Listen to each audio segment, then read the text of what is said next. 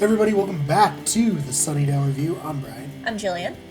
And we are going to be talking about Season 2, Episodes 7 and 8. On this episode, Jill, how are you doing? I'm good, how are you? I'm doing good. This is an interesting batch. I think it has a good mix of high and low. So Yeah. Pretty excited to talk about that. Should we just get right into it? I just want to say one thing first, just for awareness for anybody watching this video. We are doing a marathon filming day today. Yes. We are currently on video 2 of, I believe, 8 we have planned for today. Right. So if our voices start to degrade, or if we are constantly drinking fluids, we apologize. Yeah, I didn't expect the first episode to be like 2 hours long, but here we are. I got here at noon. It's now almost 3 o'clock. We're only getting on episode 2. This is going to be a problem. We got this. Yeah. Okay, so season 2, episode 7, the first episode that we're covering in this video is Lie to Me. We've pointed out before that there is a running trend of episode 7s being really, really good really good episodes.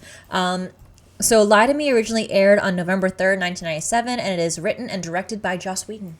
So there you go. If you had any doubts of whether or not this would be a quality episode. Yeah. No doubts now.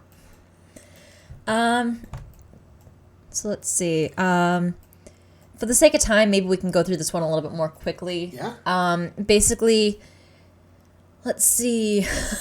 One funny thing that happens in this episode is Jenny takes Giles out on a date. She won't tell him where. It ends up being monster trucks. That is good. He is not about that life. But one of Buffy's old friends from when she went to Henry High, his name is Ford, and he comes to Sunnydale. He says he catches Buffy out, like, hunting vampires. He says he already knew. Yeah. It was like a funny exchange where she was like, say, oh, I was just doing like this, and he's like, just killing a vampire. Oh, because to me it looks like you were killing a vampire. It's like, what? No. He's like, yeah, I know. So let's see. So he says that he's also attending Sunnydale High. She uses Ford to make Angel jealous at the Bronze. Turns out he is part of like this cult of lonely teenagers who all want to be turned into vampires. Oh, so sad. Yeah. I guess it's like more acceptable in this universe because there are like people who are like that in real life. Yeah. Like, super into vampires and like dress like vampires and stuff. But as far as we know, granted we don't live on a hellmouth, there are no vampires in real life, so can't even turn into one. Yeah, but we don't know that they don't exist. Because think about it in like the fact that all these people live in Sunnydale. And most of the town is nearly overrun by vampires, and most of the people have no idea they exist. That's true. They're just like, there's a lot of gangs on PCP around, apparently. Right. There's actually, I think in one of these episodes that we'll talk about in this episode, Oz has a funny line that pertains to that. Oh, yeah. It's not in this episode, but it's coming up soon. Or not, is that? Hold on, I'm trying to think now. No, it'll be in the next. It'll be in Surprise. Yeah. The first episode of our next episode. Yeah. So let's see. So, Angel visits Willow at her house. He needs her to do some research on Ford. They find out that Ford isn't actually a student at Sunnydale. Willow can't keep a secret, and she starts acting really suspicious around Buffy and Ford. Buffy and Ford are out at night and see vampires around the school. They get separated, and Ford threatens a vampire for information, then lies to Buffy and says that he staked the vampire. So it's kind of weird because in the first season, there's that guy she goes on a date with, and then she's like, no, you can't like come with me, it's too dangerous. But with Ford, she's like, yeah, like, come slaying with me, it's fine. Well, because he already knows that she's the Slayer. Right. But he found out, and the other guy was down. Yeah, I think that the only reason is because they have like this previous relationship from being friends. Right. So she's more apt to like trust him. So let's see. And he totally could have staked her if he wanted to. He had her dead to rights. Oh yeah, the vampire. Yeah. Yeah, but no, he wanted information. So let's see. Willow, Xander, and Angel find the Sunset Club. That's what the cult of kids who want to be turned into vampires, what they call themselves. Angel says the teenagers have no idea like what vampires dress like. Then someone walks by wearing exactly his outfit. It's so good. And they like look at each other, and then the guy walks away. And the whole time we're there, we see someone welding in the background. Yeah. It's like, huh. It's like, I wonder if that's important. Yeah. Let's see. So Buffy finds out who Drusilla is. She's the paramour of Spike, a vampire, steals one of Giles' books. Buffy recognizes it as the vamp that Ford said he killed. Not good, Ford. Not good. Also, Giles is like, it took one of my books. Yeah. He's so offended by it. Like, what the hell, man? Yeah. It's not cool at all. He seems less upset when vampires try to kill him, but one of them steals one of his books. Oh! It's a big offense to Giles, honestly. Let's see. We see Ford going to Spike. He says that he's been looking for him, offers up Buffy in exchange for being turned. Ford is not a good guy. No. Let's see. Angel goes to tell Buffy about Ford. She questions him about who Drusilla is. Angel gives Buffy the background about how Drusilla was the worst thing he ever did as a vampire. He was obsessed with her and then drove her crazy by killing her family and mentally torturing her, and then he killed her. So basically, she had the powers of like visions and stuff before she got turned, and then he basically mentally messed her up and then turned her into a vampire. Yeah. Killed her family one by one. Not good. And jealous. Not a great guy. No. Don't think that's going out on a limb. No. And we can actually talk about that because that happens in the season. So, let's see. Buffy is angry with her friends for going behind her back and like looking into Ford. But then she goes and confronts Ford about lying to her. He admits that he wants to be a vampire and was counting on her figuring out what his plan is. Buffy gets locked in the Sunset Club. Yeah. With that's why that guy was welding. Yeah. Making a door that only opens from the outside. Yeah. So basically they all get trapped inside of the club. Ford admits that only he will be turned. So like everybody else in the Sunset Club, like he doesn't say this to all of them. He tells it to just Buffy.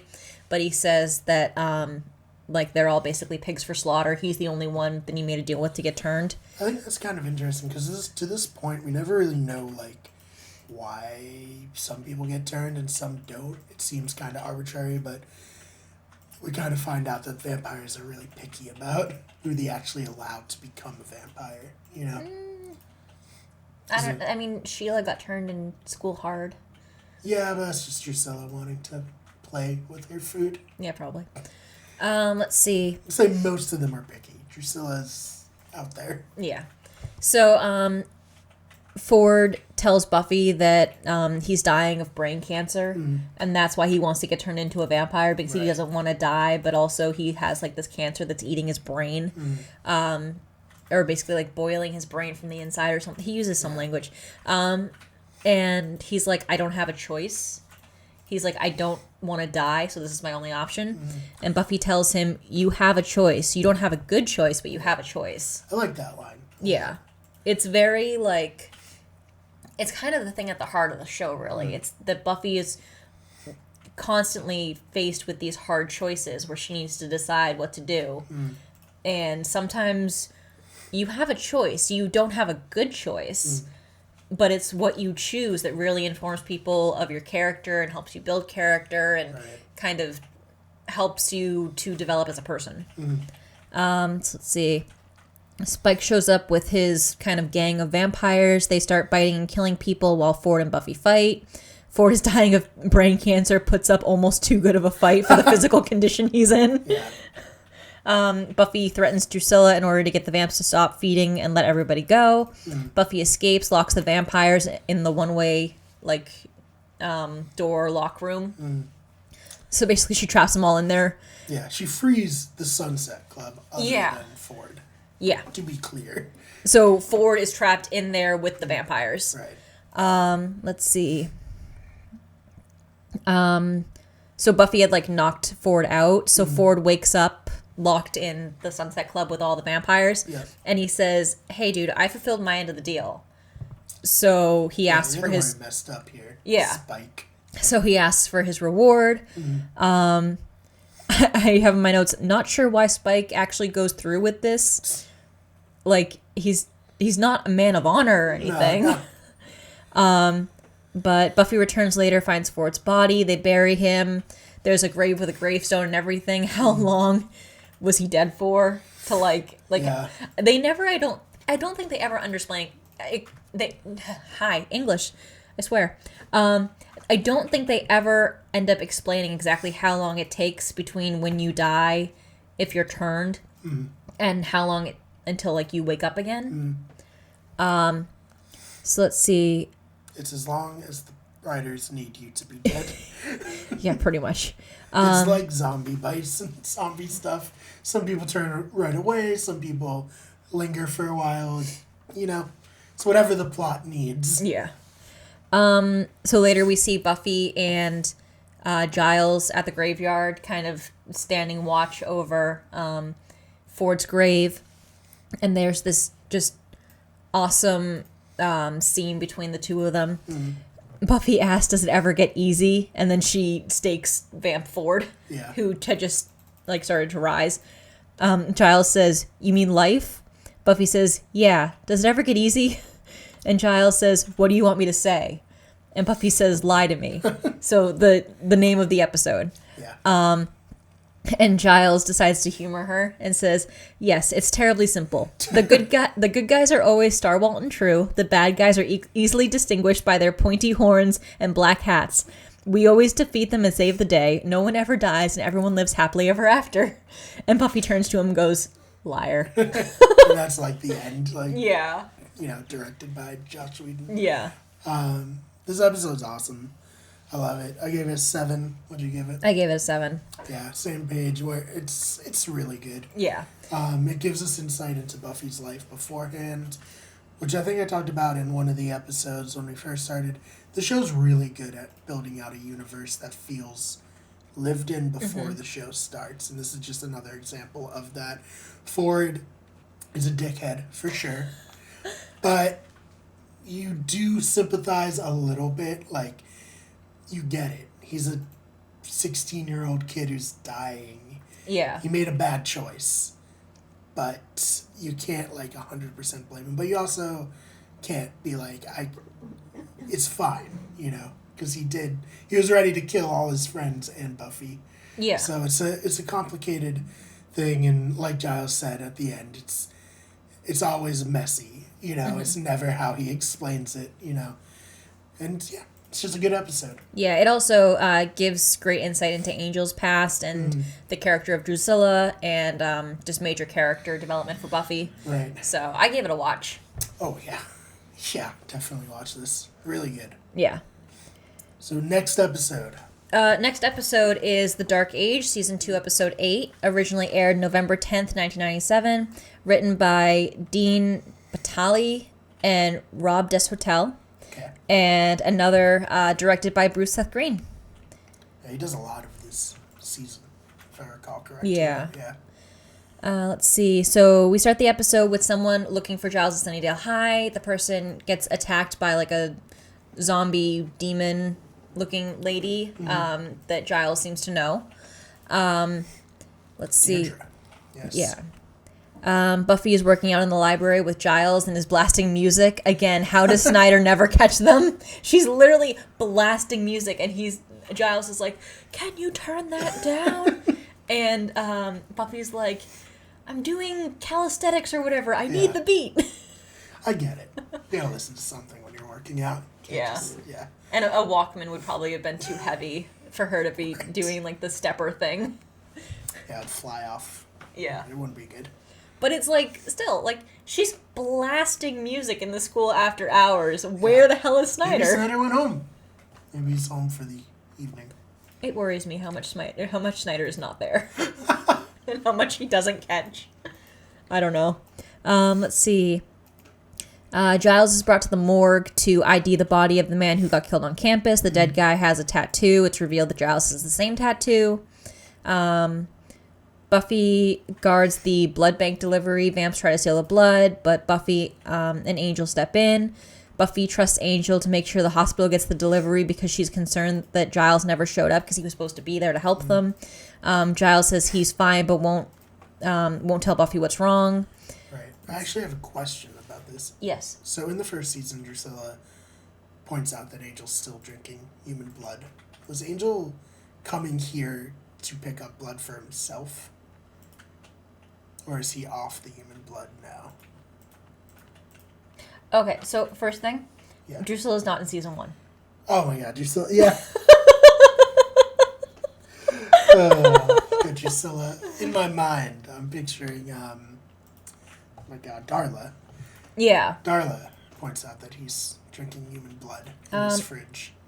So do you think he was here to pick up blood too? My headcanon is that he gets his blood from the butcher, which we find out Later Yeah. on in the show. Yeah.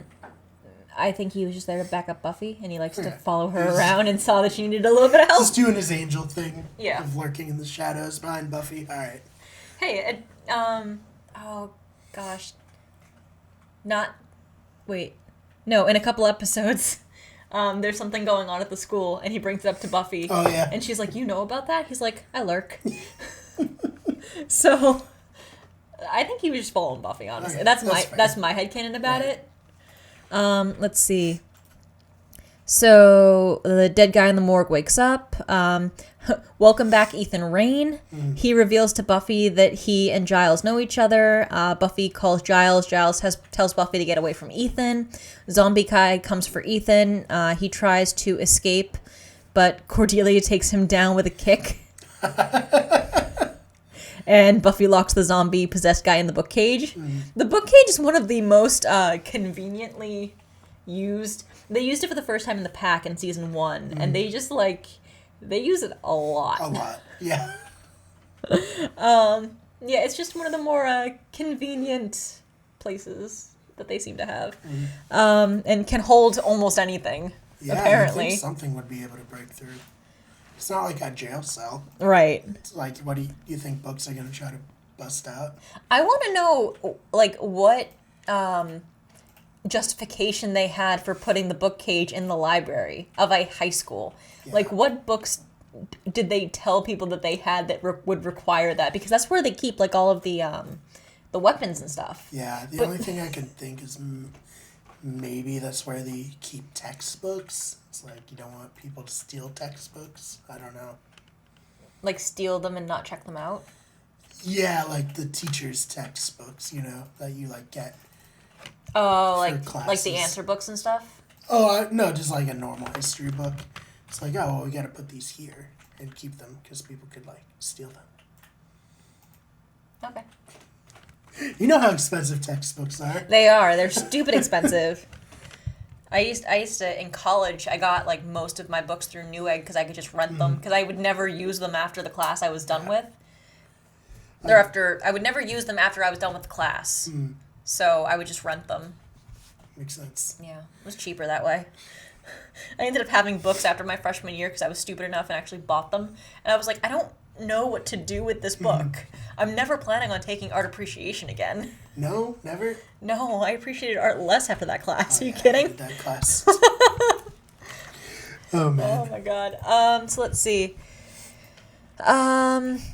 So Ethan calls Giles Ripper again. The zombie guy turns into goo. The goo touches a knocked out Miss Calendar. Giles refuses to talk about what's going on, takes Jenny home.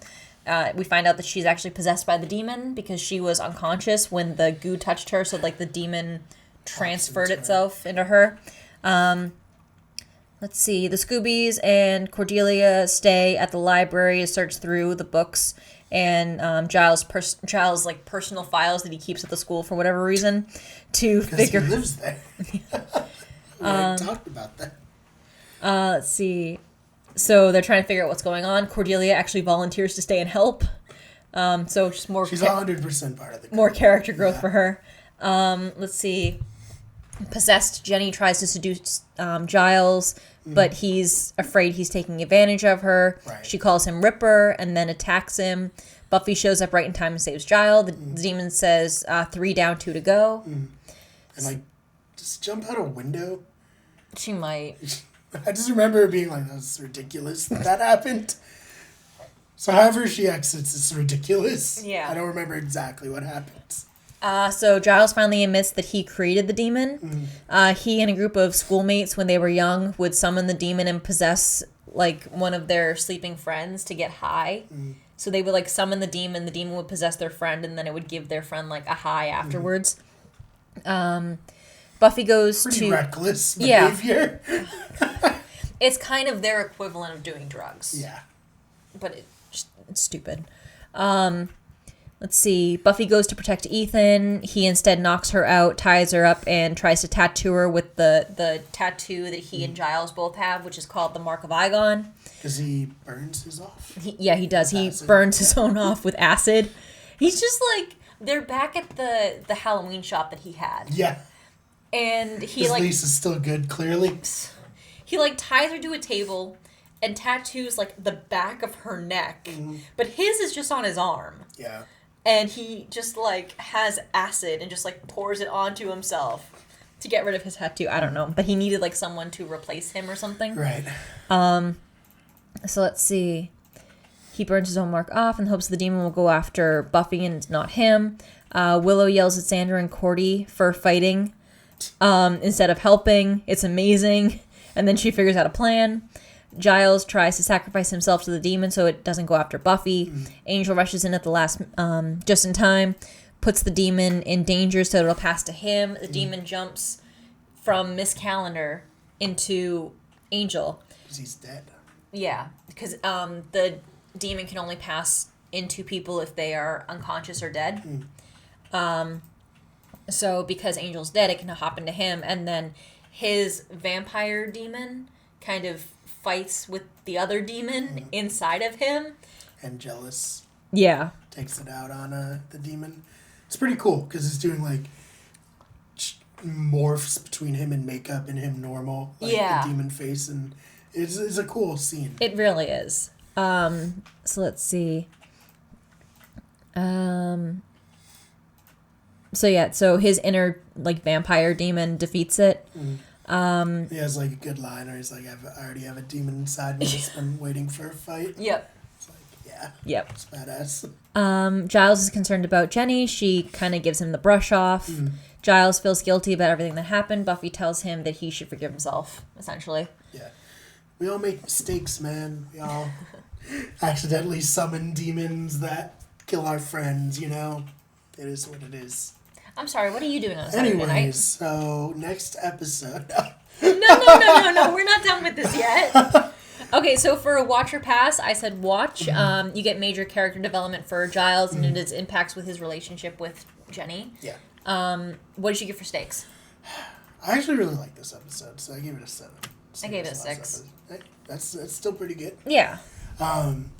I'd like it a lot. I think it gives a new dimension to Giles, because up until this point, other than that one comment we have in Halloween, he's kind of like the most do-gooder, by-the-book guy. And then it's like, no, Giles has a past where he's done some things he regrets, and I like that. And like I said, I really like the ending effect with Angel, like morphing back and forth between the demon and himself. And it gives Angel a moment of like being the hero, you know? Yeah. Which you get more and more. I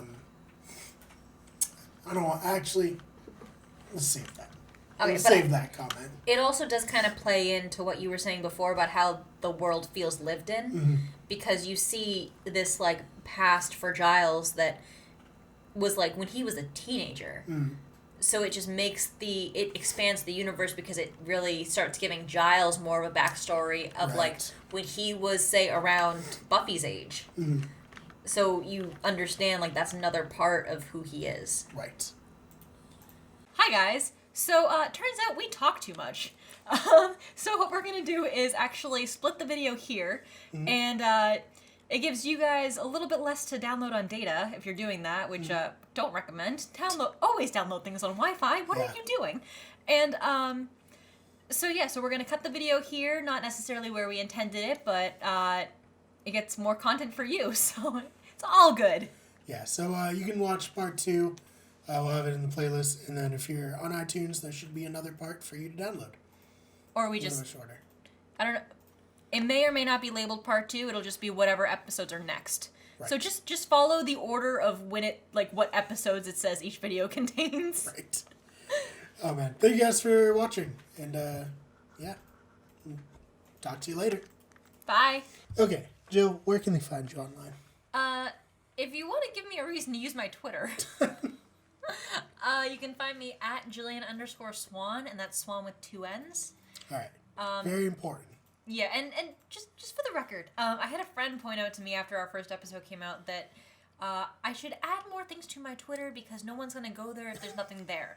That's fair. I then explained to him that was the entire point. That I was asking people to give me a reason to use Twitter because otherwise I'm not going to use it if nobody's going to be talking to me on there or whatever. So if you would like to tweet me, I can be found at Jillian_Swan, that's Swan with 2 N's, and give me a reason to use my Twitter. Yes. And, of course, you can find me on Twitter at the fake BMAR, that's BMARR.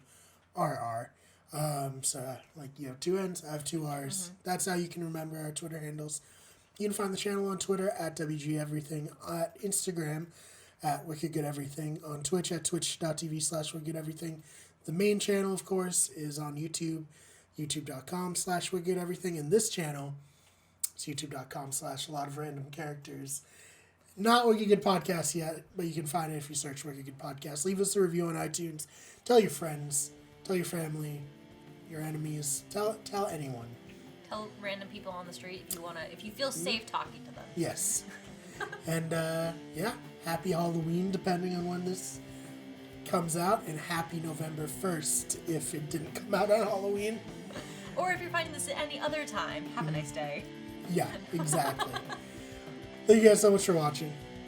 See you next time. Bye.